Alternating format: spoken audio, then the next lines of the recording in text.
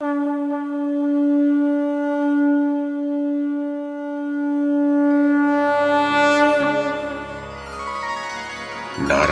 नमस्कृत्य नरं चैव नरोत्तमं देवीं सरस्वतीं व्यासं ततो जयमुदीरयेत्।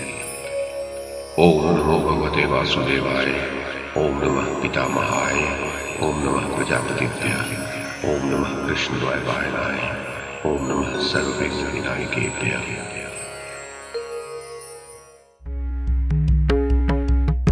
नमस्कार। महाभारत कथा श्रृंखला में आपका स्वागत है।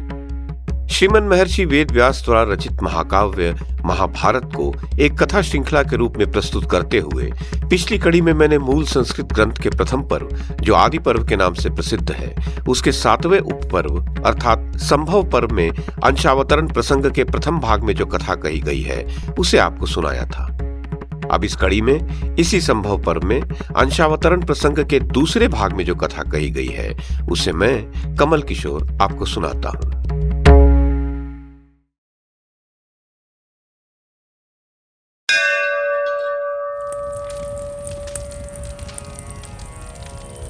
वैशंपायन जी कहते हैं, राजन, ब्रह्मा के मानस पुत्र 6 महर्षियों के नाम तुम्हें ज्ञात हो चुके हैं। उनके 7वें पुत्र थे स्थाणु। स्थाणु के परम तेजस्वी 11 पुत्र विख्यात हैं, जो रुद्र माने गए हैं।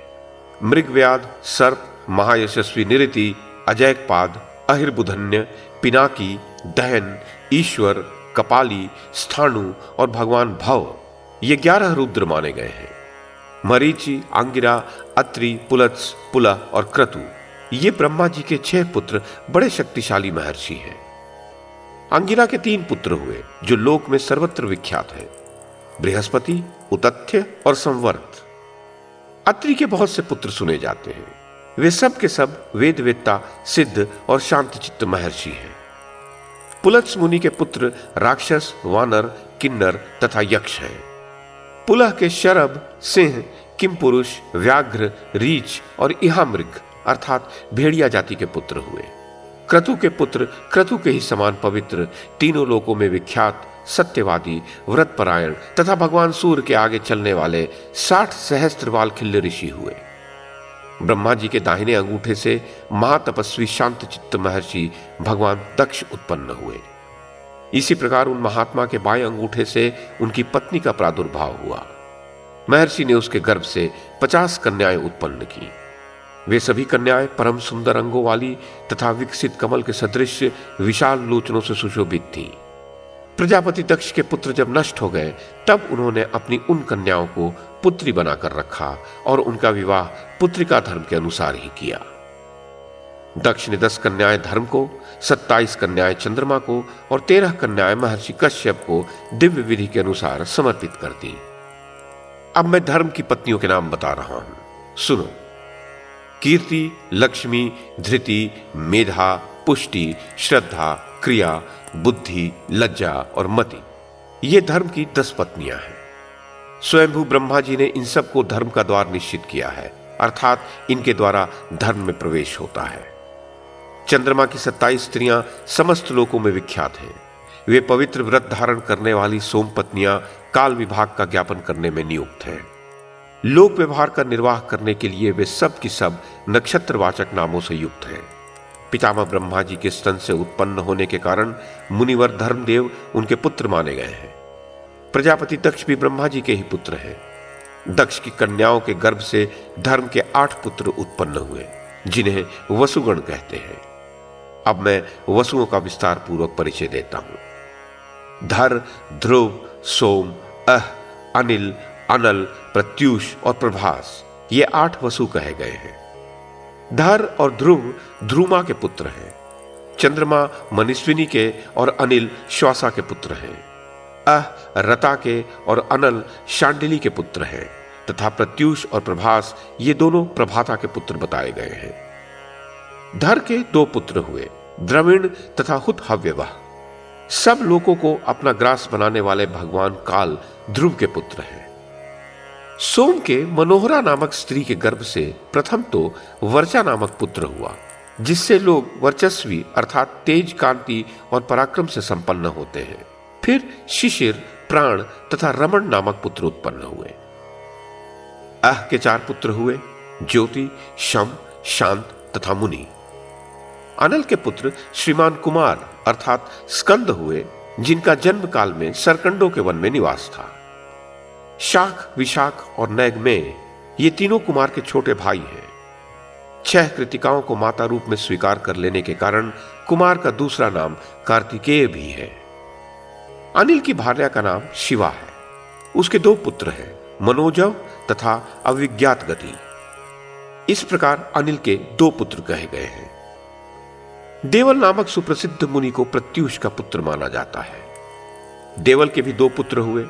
वे दोनों ही क्षमावान और मनीषी थे। बृहस्पति की बहन स्त्रियों में श्रेष्ठ एवं ब्रह्मवादिनी थी। वे योग में तत्पर हो संपूर्ण जगत में अनासक्त भाव से विचरती रही। वे ही वसुओं में 8वें वसु प्रभास की धर्मपत्नी थी। शिल्प कर्म के ब्रह्मा महाभाग विश्वकर्मा उन्हीं से उत्पन्न हुए हैं। वे सहस्त्रों शिल्पों के निर्माता तथा देवताओं के बढ़ई कहे जाते हैं। वे सब प्रकार के भूषणों को बनाने वाले और शिल्पियों में श्रेष्ठ हैं। उन्होंने देवताओं के असंख्य दिव्य विमान बनाए हैं। मनुष्य भी महात्मा विश्वकर्मा के शिल्प का आश्रय ले जीवन निर्वाह करते हैं और सदा उन अविनाशी विश्वकर्मा की पूजा करते रहते हैं। ब्रह्मा जी के दाहिने स्तन को विदीर्ण करके मनुष्य रूप में भगवान धर्म प्रकट हुए, जो संपूर्ण लोगों को सुख देने वाले हैं। उनके 3 श्रेष्ठ पुत्र हैं, जो संपूर्ण प्राणियों के मन को हर लेते हैं। उनके नाम हैं शम, काम और हर्ष। वे अपने तेज से संपूर्ण जगत को धारण करने वाले हैं। काम की पत्नी का नाम रति है। शम की भार्या प्राप्ति है। हर्ष की पत्नी नंदा है। इन्हीं में संपूर्ण लोक प्रतिष्ठित है। मरीचि के पुत्र कश्यप और कश्यप से संपूर्ण देवता तथा असुर उत्पन्न हुए। नृपश्रेष्ठ इस प्रकार कश्यप संपूर्ण लोकों के आदि कारण है। त्वष्टा की पुत्री संज्ञा भगवान सूर्य की धर्मपत्नी है। वे परम सौभाग्यवती हैं। उन्होंने अश्विनी अर्थात घोड़ी का रूप धारण करके अंतरिक्ष में दोनों अश्विनी कुमारों को जन्म दिया। राजन, अदिति के इंद्र आदि 12 पुत्र ही हैं। उनमें भगवान विष्णु सबसे छोटे हैं, जिनमें ये संपूर्ण लोक प्रतिष्ठित है। इस प्रकार 8 वसु, 11 रुद्र, 12 आदित्य तथा प्रजापति और वषटकार ये 33 मुख्य देवता हैं। अब मैं तुम्हें इनके पक्ष और कुल आदि के उल्लेख पूर्वक वंश और गण आदि का परिचय देता हूं। रुद्रों का एक अलग पक्ष या गण है। साध्य, मरुत तथा वसुओं का भी पृथक पृथक गण है। इसी प्रकार भार्गव तथा विश्व देवगण को भी जानना चाहिए। विनीतानंदन गरुड़, बलवान अरुण तथा भगवान बृहस्पति की गणना आदित्यों में ही की जाती है। अश्विनी कुमार, सर्वौषधि तथा पशु, इन सब को गुह्यक समुदाय के भीतर समझो। भगवान भृगु ब्रह्मा जी के हृदय का भेदन करके प्रकट हुए थे। भृगु के विद्वान पुत्र कवि हुए और कवि के पुत्र शुक्राचार्य हुए, जो ग्रह होकर तीनों लोगों के जीवन की रक्षा के लिए वृष्टि, अनावृष्टि तथा भय और अभय उत्पन्न करते हैं। स्वयंभू ब्रह्मा जी की प्रेरणा से वे समस्त लोगों का चक्कर लगाते रहते हैं। महाबुद्धिमान शुक्र ही योग के आचार्य और दैत्यों के गुरु हुए। वे ही योग बल से मेधावी, ब्रह्मचारी एवं व्रतपरायण बृहस्पति के रूप में प्रकट हो देवताओं के भी गुरु होते हैं। ब्रह्मा जी ने जब भृगुपुत्र शुक्र को जगत के योग क्षेम के कार्य में नियुक्त कर दिया, तब महर्षि भृगु ने एक निर्दोष पुत्र को जन्म दिया, जिसका नाम था च्यवन। महर्षि च्यवन की तपस्या सदा उद्दीप्त रहती है। वे धर्मात्मा और यशस्वी हैं। वे अपनी माता को संकट से बचाने के लिए रोष पूर्वक गर्भ से च्युत हो गए थे। इसी कारण से च्यवन कहलाए। मनु की पुत्री आरुषि च्यवन मुनि की पत्नी थी। उससे महायशस्वी और मुनि का जन्म हुआ। वे अपनी माता की उरु अर्थात जंघा फाड़कर प्रकट हुए थे। इसी कारण से औरव कहलाए। वे महान तेजस्वी और अत्यंत शक्तिशाली थे। बचपन में ही अनेक सद्गुण उनकी शोभा बढ़ाने लगे। औरव के पुत्र ऋचिक तथा ऋचिक के पुत्र जमदग्नि हुए। महात्मा जमदग्नि के 4 पुत्र थे, जिनमें परशुराम जी सबसे छोटे थे, किंतु उनके गुण छोटे नहीं थे। वे श्रेष्ठ सद्गुणों से विभूषित थे। संपूर्ण शस्त्र विद्या में कुशल, क्षत्रिय कुल का संहार करने वाले तथा जितेंद्रिय थे। और मुनि के जमदग्नि आदि 100 पुत्र थे। फिर उनके भी सहस्त्रों पुत्र हुए। इस प्रकार इस पृथ्वी पर भृगुवंश का विस्तार हुआ। ब्रह्मा जी के 2 पुत्र और थे जिनका धारण पोषण और सृष्टि रूप लक्षण लोक में सदा ही उपलब्ध होता है। उनके नाम हैं धाता और विधाता। वे मनु के साथ रहते हैं। कमलों में निवास करने वाली लक्ष्मी देवी उन दोनों की बहन है। आकाश में विचरने वाले अश्व लक्ष्मी देवी के मानस पुत्र हैं। वरुण के बीच से उनकी ज्येष्ठ पत्नी देवी ने एक पुत्र और एक पुत्री को जन्म दिया। उसके पुत्र को तो बल और देवनंदिनी पुत्री को सुरा समझो। तदनंतर एक ऐसा समय आया जब प्रजा भूख से पीड़ित हो भोजन की इच्छा से एक दूसरे को मारकर खाने लगी। उस समय वहां अधर्म प्रकट हुआ जो समस्त प्राणियों का नाश करने वाला है। अधर्म की स्त्री निऋति हुई जिससे नैऋत्य नाम वाले 3 भयंकर राक्षस उत्पन्न हुए जो सदा पाप कर्म में ही लगे रहने वाले हैं। उनके नाम हैं भय, महाभय और मृत्यु। उनमें मृत्यु समस्त प्राणियों का अंत करने वाला है। उसके पत्नी या पुत्र कोई नहीं है क्योंकि वह सबका अंत करने वाला है। देवी ताम्रा ने काकी, शेनी, भासी, धृतराष्ट्री तथा शुकी इन 5 लोक विख्यात कन्याओं को उत्पन्न किया। काकी ने उल्लुओं और शेनी ने बाजों को जन्म दिया। भासी ने मुर्गों तथा गीधों को जन्म दिया। धृतराष्ट्री ने सब प्रकार के हंसों, कलहंसों तथा चक्रवाकों को जन्म दिया। शुकी ने शुकों अर्थात तोतों को ही उत्पन्न किया। क्रोधवशा ने 9 प्रकार की क्रोध जनित कन्याओं को जन्म दिया। वे हैं मृगी, मृगमंदा, हरि, भद्रमना, मातंगी, शार्दूली, श्वेता, सुरभि तथा संपूर्ण शुभ लक्षणों से संपन्न सुंदरी सुरसा। समस्त मृग मृगी की संतानें हैं। मृगमंदा से रीछ तथा श्रीमर अर्थात छोटी जाति के मृग उत्पन्न हुए। भद्रमना ने ऐरावत हाथी को अपने पुत्र रूप में उत्पन्न किया। देवताओं का हाथी महान गजराज ऐरावत भद्रमना का ही पुत्र है। वेगवान घोड़े और वानर हरि के पुत्र हैं।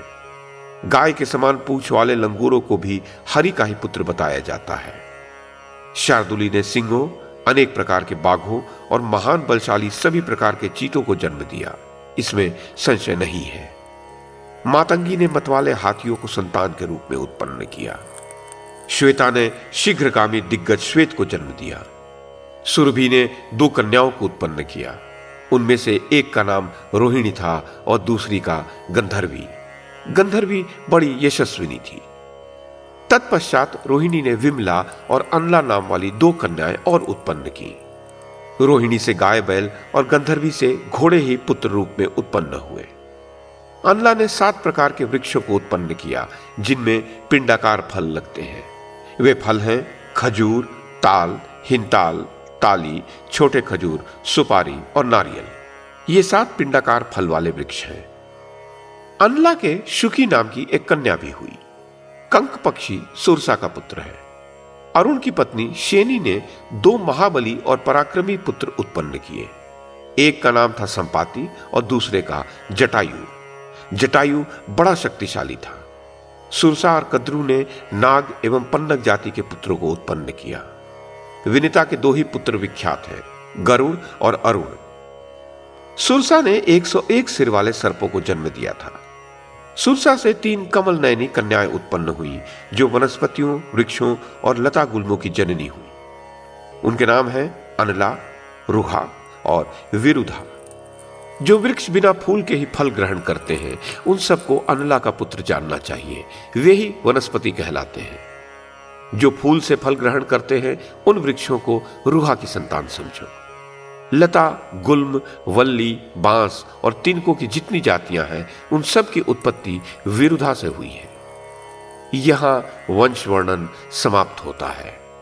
बुद्धिमानों में श्रेष्ठ राजा जन्मेजय, इस प्रकार मैंने संपूर्ण महाभूतों की उत्पत्ति का भली भांति वर्णन किया है, जिसे अच्छी तरह सुनकर मनुष्य सब पापों से पूर्णतः मुक्त हो जाता है और सर्वज्ञता तथा उत्तम गति प्राप्त कर लेता है।